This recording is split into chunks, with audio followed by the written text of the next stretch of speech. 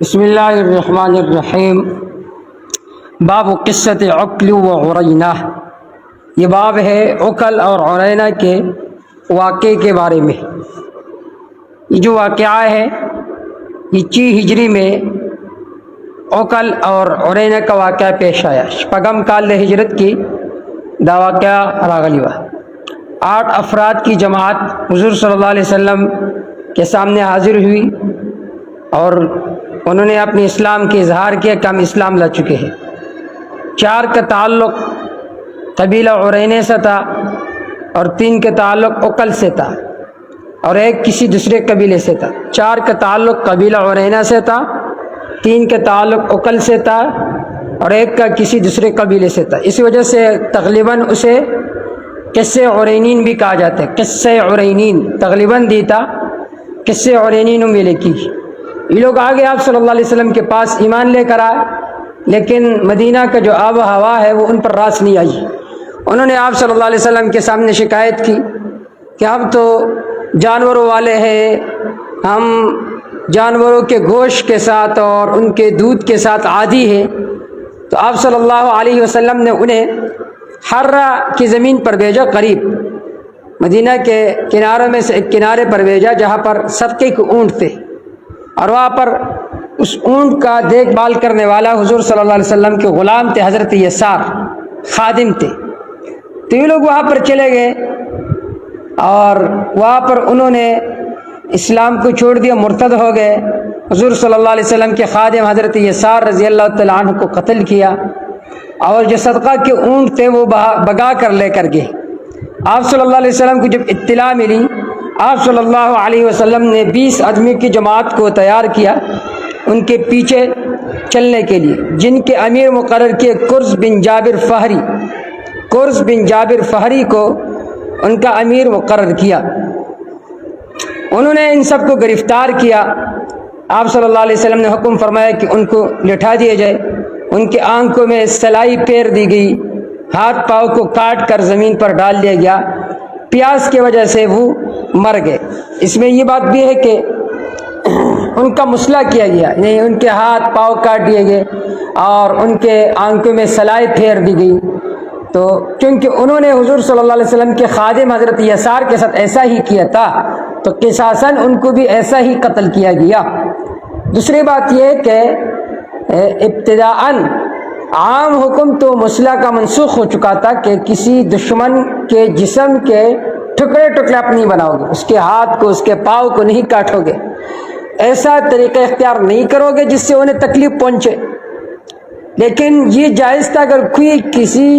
کا مسئلہ کرے تو انتقاماً اس کا مسئلہ کرنا جائز ہے۔ پھر بعد میں وہ بھی منسوخ ہو گیا، بیرست آغم منسوخ شوا کہ سڑے دبل مسلو کی ندے باپ انتقام کی صرف قتل کی گی، دادا مسلمہ نہ کی گی، دادا مسلمہ نہ کی گی۔ بہرحال اس واقعے میں یہ بات بھی ذکر ہے کہ آپ صلی اللہ علیہ وسلم نے فرمایا کہ اشربوا من البانہا و ابوالہا، اس کے دودھ کو پیو اور اس کے پیشاب کو پیو۔ اب سوال یہ ہے کہ پیشاب کا پینا تو جائز نہیں ہے، کیونکہ حدیث میں تو صاف منع آیا ہے استنزہوا من البول فإن عامۃ عذاب القبر من، کہ اپنے آپ کو پیشاب سے بچاؤ، کیونکہ عام طور پر عذاب قبر انہی پیشاب کے قطروں سے ہوتا ہے۔ تو اس کا جواب یہ ہے کہ اشربوا من البانہا، آپ صلی اللہ علیہ وسلم نے فرمایا تھا کہ اس کے دودھ کو پیو، اور یہ صحیح روایت ہے۔ لیکن وہ بھی اس حکم کو عام سمجھے، انہوں نے دودھ کو بھی پیا اور پیشاب کو بھی پیا۔ دوسرا جواب یہ ہے کہ اشربوا من البانہا کا مطلب یہ کہ داخلی استعمال کرو دودھ کا، یعنی دودھ کو پیو، اور وہ ابوالہا، اور ظاہری استعمال کرو پیشاب کا، اپنے جسم پر ملو، کیونکہ بعض بیماریاں ایسی ہوتی ہے کہ اس وجہ سے آدمی شفا یاب ہو سکتا ہے۔ تو انہوں نے ظاہری جسم پر لگانے کے بجائے اس پیشاب کو پی لیا، اس پیشاب کو پی لیا۔ بہرحال یہ ایک اختلافی مسئلہ ہے کہ ماکول اللحم جانوروں کا پیشاب پاک ہے یا نہیں۔ ماکول اللحم اگر ساوری چی داغی وخ خوڑے کی گی، داغی پیشاب پاک تھی کہ پاک نہ تھی، امام اعظم ابو حنیفہ رحمہ اللہ فرماتے ہیں کہ معقول اللحم ہو یا غیر معقول اللحم ہو، ان جانوروں کا پیشاب ہو پینا پاک نہیں ہے، کیونکہ عام حکم ہے استنزوا من البول فإن عامة عذاب القبر من۔ پھر معترض نے اعتراض کیا، یہاں پر جو قبیلہ عرینین تھی انہوں نے تو پیشاب پیا تھا، حضور نے انہیں اجازت دی تھی، تو اس کا جواب یہ ان کی تخصیص تھی، یہ ان کی خصوصیت تھی، کیونکہ بذریعہ وحی یہ بتلایا گیا تھا کہ ان کا شفا اسی میں ہے، ان کے شفا اسی میں ہے۔ پھر اس سے ایک اور مسئلہ نکلتا ہے کہ تداوی بالحرام جائز ہے یا نہیں، یعنی حرام چیزوں کے ذریعے سے دوا کرنا یہ جائز ہے یا نہیں۔ تو اس کا مختصر جواب یہ ہے، اگر کسی کا شفا حلال ادویات میں ممکن نہ ہو، بالکل ڈاکٹروں کے ریسرچ سے اور تحقیق سے یہ بات ثابت ہو گئی ہو کہ اس کے جو شفا ہے بخاری میں، اس کے جو شفا ہے وہ حلال ادویات میں ممکن نہیں ہے، تو پھر اس کے لیے جو ادویات میں حرام اشیاء ہے بقدر ضرورت ان کے لیے استعمال کرنا پھر جائز ہے، لیکن شرط یہ ہے کہ ایک ماہر ڈاکٹر نے اور متدین دیندار ڈاکٹر نے ان کو یہ مشورہ دیا ہو تو پھر تداوی بالحرام ان کے لیے بقدر ضرورت کیا ہے، جائز ہے۔ البتہ امام اعظم ابو حنیفہ رحمہ اللہ کی جو فتویٰ ہے وہ عام ہے، وہ فرماتے ہیں کہ اللہ تعالیٰ نے حرام چیزوں میں شفا نہیں رکھا، حرام چیزوں میں شفا نہیں رکھا۔ بہرحال لیکن اچن خبری دی وسو گورے ددی عبارت باب قصۃ عقل و عرینا، یہ باب ہے عقل اور عرینا کے قصے کے بارے میں۔ ابھی قال حدثنا عبد الاعلى بن حماد قال حدثنا يزيد بن زرين قال حدثنا سعيد عن قتادة ان انس رضي الله تعالى عنه حدث ان ناسا من عقل و عرینا، عقل اور عرینا کے کچھ لوگ قدم المدینہ مدینہ آ گئے، علی النبی صلی اللہ علیہ وسلم، اللہ کے رسول صلی اللہ علیہ وسلم کے پاس، وتکلموا بالاسلام، انہوں نے اسلام کی بات کی، فقالوا انہوں نے کہا یا نبی اللہ، اے اللہ کے نبی، انا کننا اہل زرع، یہ کہ ہم تنوں والے ہیں، یہ کنایا ہے جانور والے ہے، گائے بینس و بکری والے ہے، منگا بھیزو والے ہو، منگا واگانو والے ہو، زر اصل کے تن توے لکی، ولم نکن اہل ریف، ہم نہیں ہے اہل ریف کھیتی باڑے والے، منگا کھیتی باڑی نہ کہو لکہ سرنگی چی مدینہ کی خلق کھیتی باڑی کی، منگا دیکھے نہیں ہو، اہل زرع منگا ویزو گڈو والی ہو، اور منگا سرسبز کھیتی والا نہیں ہو، منگا پٹو والا نہیں ہو، منگا پٹو والا نہیں ہو، ولم نکو اہل ریف، نہیں ہم سرسبز کھیتو والے، سرسبز کھیتو والے، دیکھ اشارہ دے خبر تچ مدینی والا خار کی اسی گی دوی زانہ کھیتی باڑی کی، اور منگا فساورو سرا بیزو سرا عادتیوں، واستوخم المدینہ، ان پر مدینہ کی آب و ہوا راس نہیں آئی، موافق نہیں آئی، فامرہم رسول اللہ صلی اللہ علیہ وسلم، نبی صلی اللہ علیہ وسلم نے انہیں حکم کیا، بزود کچھ اونٹوں کے ساتھ، ورائن چرواہوں کے ساتھ، وامرہم انہیں حکم کیا یخرجوا فی کہ وہ نکل جائے اس کے طرف، فیشربوا من البانہا وہ پیے اس کے دودھ کو، ابوال اس کے پیشاب کو، فانطلقوا پس وہ چلے گئے، حتی اذا کانوا ناحیۃ الحرہ یہاں تک کہ وہ حرہ کے کنارے پر پہنچے، کفروا بعد اسلام انہوں نے کفر کی اسلام لانے کے بعد، وقتلوا راعی نبی صلی اللہ علیہ وسلم اللہ کے نبی صلی اللہ علیہ وسلم کے چرواہے کو انہوں نے قتل کیا، حضرت یسار رضی اللہ تعالیٰ عنہ کو، واستاقوا الزودا اور ہنکا کر لے گئے، بگا کر لے گئے ان اونٹوں کو، اگر اقالم اتختولا فبلغ النبی صلی اللہ علیہ وسلم، نبی صلی اللہ علیہ وسلم کو یہ بات پہنچی، فبعثت طلبا فی آثارہم، آپ نے تجسس کرنے والوں کو بھیجا ان کے پیچھے، ان کے نشانات کے پیچھے، فامر بہم اللہ کے رسول نے ان کے بارے میں حکم کیا، فسمروا یا فسمروا اعینہم ان کے آنکھ میں سلائی پھیر دی گئی، یہ بستر کی سلائی دا پیراو شوا گرما، وقطعوا ایدیہم وارجلہم، ان کے ہاتھوں کو ان کے پاؤں کو کاٹ ڈالیا انہوں نے، وترکوا فی ناحیۃ الحرہ، وحرہ کے کنارے میں چھوڑ دیے گئے سخت زمین پر، گرم زمین پر، حتی ماتوا علی حالہم، یہاں تک کہ لوگ اسی حالت میں مر گئے۔ قال قتادہ، حضرت قتادہ فرماتے ہیں بلغنا، ہمیں یہ بات پہنچ چکی ہے، ان نبی صلی اللہ علیہ وسلم، نبی صلی اللہ علیہ وسلم بعد ذلك، اس کے بعد، کان یحث علی الصدقہ، وہ ترغیب دیتے تھے صدقہ پر، وینہی عن المثلی، مثلی سے منع فرماتے تھے، یہ ابتدائی حکم تھا نسخ سے پہلے۔ وقال شعبہ و ابان و حماد عن قتادہ عن عرینہ، عن قتادہ، حضرت قتادہ سے روایت ہے، انہوں نے عرینہ کا لفظ ذکر کیا، بعد میں عرینہ کا لفظ ذکر کیا، بعد میں عقل کا، کیونکہ دونوں قبیلے شامل تھے۔ وقال یحییٰ بن ابی کثیر وایوب عن ابی قلابۃ عن انس قدم نفر من عقل، انس رضی اللہ عنہ فرماتے ہیں عقل کے کچھ لوگ آ گئے۔ ابھی قال حدثنا محمد بن عبد الرحیم قال حدثنا حفص بن عمر ابو عمر الحوزی قال حدثنا حماد بن زید قال حدثنا ایوب والحجاج الصواف قال حدثني ابو رجاء مولى ابی قلابۃ وكان معه بالشام، یہ ان کے ساتھ شام میں تھے، ابو رجاء مولا ابی قلابہ، کہ ان عمر بن عبدالعزیز، عمر بن عبدالعزیز نے استشار الناس، لوگوں سے مشورہ کیا، یومن ایک دن، عمر بن عبدالعزیز رحم اللہ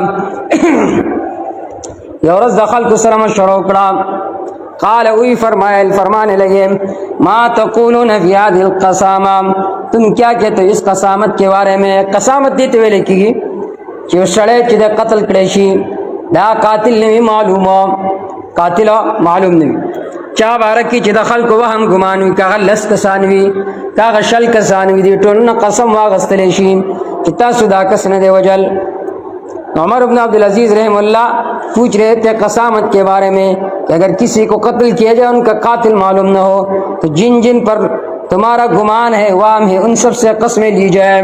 ان سب سے قسمیں لی جائے۔ فقالوا، پس انہوں نے کہا حق قضا بها رسول اللہ صلی اللہ علیہ وسلم، یہ قسامت کا حق فیصلہ ہے، حق مسئلہ ہے جس پر اللہ کے رسول نے فیصلہ فرمایا، وقضت بها الخلفاء، خلفاء راشدین نے بھی اس پر فیصلہ فرمایا قبل کا، آپ سے پہلے۔ قال، راوی فرماتے ہیں، قال راوی فرماتے وہ ابو قلابہ، حضرت ابو قلابہ بہت بڑے عالم تھے، خلف سریرہم، حضرت عمر بن عبدالعزیز رحم اللہ کے تخت کے پیچھے تھے۔ فقال، وہ کہنے لگے، فقال عتبۃ بن سعید، عتبۃ بن سعید کہنے لگے فأین حدیث انس فی العرینین، انس رضی اللہ عنہ کی حدیث کا آگے عرینین کے بارے میں آپ نے تو ان سے قسامہ نہیں لیا؟ اس کا جواب یہ کہ دیکھیے وہاں پر تو ان کو یقین تھا کہ قاتلین یہی تھے۔ وقال ابو قلابہ حدث انس بن مالک، مجھے انس بن مالک نے بیان کیا ہے، قال عبدالعزیز بن صہیب، عبدالعزیز بن صہیب روایت کرتے انس سے، من عرینہ، وہ عرینہ کا لفظ ذکر کرتے ہیں۔ وقال ابو قلابہ، حضرت ابو قلابہ روایت کرتے انس سے، من عقل، عقل کا لفظ، بعض لوگ عقل کا لفظ ذکر کرتے ہیں، بعض عرینہ کا، دونوں الفاظ ٹھیک ہے، کیونکہ قبیلے عرینہ کے 4 افراد تھے، قبیلہ عقل کے 3 افراد تھے، اور ایک اور قبیلے کے تھے، تو بعض نے ایک کا نام ذکر کیا اور بعض نے دوسرے کا نام ذکر کیا۔ باب غزوۃ ذات قرد، باب غزوۃ ذات قرد، یہ باب ہے غزوہ ذات قرد کے بارے میں، دا باب دے غزوہ ذات قرد بارے کے۔ قرد ایک چشمے کا نام ہے، قرد ہو دا دے چینی نمدے، مدینہ سے 1 دن کے مسافت پر بلاد غطفان میں واقع ہے، مدینہ دیو رسپا مسافت باندے دا غطفان پا علاقہ کی دازے واقع دے۔ 6 ہجری میں غزوہ حدیبیہ سے قبل یہ واقع پیش آیا۔ ابن سعد نے طبقات میں اس بات کو ذکر کیا، 25 ہجری کی دا غزوہ حدیبیہ نمخ کی دا واقع راغلی دا۔ ابن سعد رحم اللہ پر کتاب الطبقات کی دا قول نقل کرے دے کہ دا واقعات حدیبیہ نمخ کی راغلی دا۔ ربیع الاول سن 6 ہجری میں ایک روایت یہ ہے، دوسری روایت یہ ہے جمادی الاولا، جمادی الاولا سن 6 ہجری۔ تو ایک روایت اس بارے میں یہ ہے کہ یہ واقعہ غزوہ حدیبیہ سے پہلے سن 6 ہجری میں پیش آیا، پھر بعد نے ربیع الاول کا قول کیا، بعد نے جمادی الاولیٰ کا قول کیا، لیکن امام بخاری رحمہ اللہ فرماتے ہیں یہ واقعہ غزوہ ذات قرط یہ خیبر سے 3 دن پہلے پیش آیا تھا، یہ خیبر سے 3 دن پہلے پیش آیا تھا۔ امام بخاری رحمہ اللہ ذکر کی دا واقعہ ذات قرط، غزوہ ذات قرط دا غزوہ خیبر نا 3 ورځې مخکې راغلی وه۔ اوس د دې دواړو په منځ کې تطبیق څه ده چې بعض وایي چې د حدیبیې نه مخکې ده، بعض وایي چې د خیبر نه 3 ورځې مخکې ده، د دې دواړو په منځ کې موافقت څه ده؟ جواب یہ کہ ان کو تعددی واقعات پر محمول کیا جائے، ان کو تعددی واقعات پر محمول کیا جائے کہ غزوہ ذات قرط 2 مرتبہ پیش آیا، ایک مرتبہ یہ حدیبیہ سے پہلے پیش آیا اور دوسرے مرتبہ خیبر کے لڑائی سے 3 دن پہلے یہ واقعہ پیش آیا، خیبر کے واقعے سے 3 دن پہلے یہ واقعہ پیش آیا۔ اور امام بخاری کی بھی یہی رائے ہے کہ غزوہ ذات قرط یہ 3 دن پہلے پیش آیا تھا، 3 دن پہلے پیش آیا تھا۔ اب دیکھیے باب غزوۃ ذات قرط وہی الغزوۃ التی، یہ وہ غزوہ اغارو کہ انہوں نے حملہ کیا تھا علی لقاء نبی صلی اللہ علیہ وسلم، نبی صلی اللہ علیہ وسلم کے اونٹیوں پر، قبل خیبر سے پہلے بھی 3 دن پہلے اغارو حملہ ہی کڑی ہوا نبی علیہ السلام اخانی تختولیو۔ ابھی قال حدثنا قتيبة بن سعيد قال حدثنا حاتم عن يزيد بن ابي عبيد قال سمعت سلمة بن الاكوع، فرماتے میں نے سنا سلمہ ابن اکوع رضی اللہ تعالیٰ عنہ سے، یقول فرماتے تھے خرجت میں نکل گیا قبل ان یؤذن بالاولیٰ، پہلے اذان سے پہلے، اولنے اذان نو شوے دا تہجد دا پارا کی دو، وکانت لقاء رسول اللہ صلی اللہ علیہ وسلم، اللہ کے رسول صلی اللہ علیہ وسلم کی اونٹنیاں چر رہی تھی، ترعا چر رہی تھی ذی قرد میں۔ قال یہ فرماتے فلک یعنی غلام لعبد الرحمن ابن عوف، ملے میرے ساتھ عبد الرحمن بن عوف رضی اللہ تعالیٰ عنہ کے غلام، عبد الرحمن بن عوف رضی اللہ تعالیٰ عنہ کے غلام، یہ اصلاً تو عبد الرحمن بن عوف رضی اللہ تعالیٰ عنہ کے غلام تھے لیکن آپ صلی اللہ علیہ وسلم کے بھی خادم تھے۔ فقال کہنے لگے اخذت لقاء رسول اللہ صلی اللہ علیہ وسلم، اللہ کے رسول صلی اللہ علیہ وسلم کی اونٹنیوں کو پکڑا گیا، اغچانی ولی دی۔ فقلت من اخذ، میں نے کہا کس نے پکڑا؟ قال غطفان، انہوں نے فرمایا قبیلہ غطفان کے لوگوں نے۔ قال حضرت سلمہ بن اکوع فرماتے ہیں فصرخت 3 صرخات، میں نے تیز آواز لگائے 3 مرتبہ، میں نے چیخ مارا 3 مرتبہ، چغمی والا 3 مرتبہ، یا صباح، اے صبح میں داخل ہونے والو، کلب چیو مصیبت دا سہار پا وقت کی رات لو نو عرب و عادت دا چاگی بھئی یا صباح، کلب چیو مصیبت دا ماخام پٹیم کی رات لو اگی بچاؤ باسل یا مساء۔ قال حضرت سلمہ بن اکوع فرماتے فاسمعت، میں نے یہ آواز سنائی، ما بین لابت المدینہ، مدینہ کے دونوں کناروں کے درمیان، اللہ دا آواز رسولم، یہ آواز غٹوم، ثم دفعت علی وجہی، پھر میں چلا گیا اپنے سامنے سے یعنی اپنے چہرے پر، حتی ادرکتم، یہاں تک کہ میں نے ان لوگوں کو پا لیا، وقد اخذوا، شروع ہو گئے تھے، یستقون من الماء، وہ پانی پی رہے تھے، جانوروں کو پلا رہے تھے، وجعلت ارمیم، پس میں شروع کیا مار رہا تھا ان پر، بنبل، اپنی تیروں کو،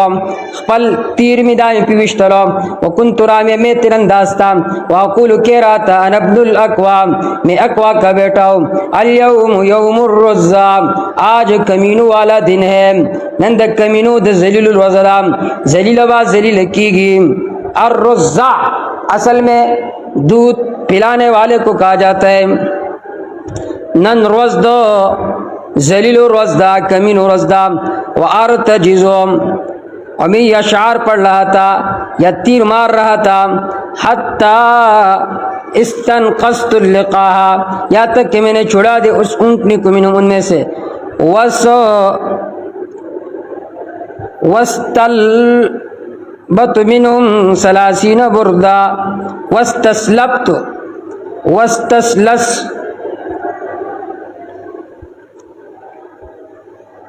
اور میں نے چھین لیا ان سے 30 بردہ 30 چادروں کو. دیر صادری چی دی داما د دوی نه اتختول، یعنی دوی روان شو خپل هغه صادری رستو پرېښودې. اللہ قال وجاء نبی صلی اللہ علیہ وسلم، حضرت سلمہ فرماتے نبی صلی اللہ علیہ وسلم آ گئے. والناس اور لوگ، فقلت میں نے کہا یا نبی اللہ، اے اللہ کے نبی، قد حمیت القوم ما، میں نے منع کر دیا لوگوں سے پانی کو، ہم عطاش حالیہ وہ پیاسے ہیں، ما خلق منع کر دو بونا تگی دی. فبعث الیہم الساعة، ابھی ان کے طرف لشکر بھیج دو. فقال فرمانے لگے آپ صلی اللہ علیہ وسلم، یبن لک و اے ابن اقوام، ملک تتون پر قاتل نے ان پر قدرت پائی ہے.